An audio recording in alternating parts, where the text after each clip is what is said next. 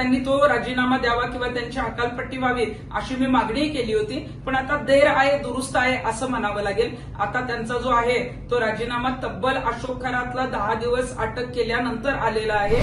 अशोक खरात प्रकरणात रुपाली चाकणकर यांनी महिला आयोगाचा ज्या दिवशी राजीनामा दिला त्याच दिवशी जो आहे तो प्रदेशाध्यक्ष पदाचा राजीनामा येणं गरजेचं होतं. कारण त्यांच्या पक्षाची प्रतिमा खराब होत होती आणि ज्या पद्धतीनं तपास वेगवान सुरू आहे त्या प्रदेशाध्यक्ष पदावर सत्ताधारी पक्षात असताना दबाव आला असता त्या तपासावर.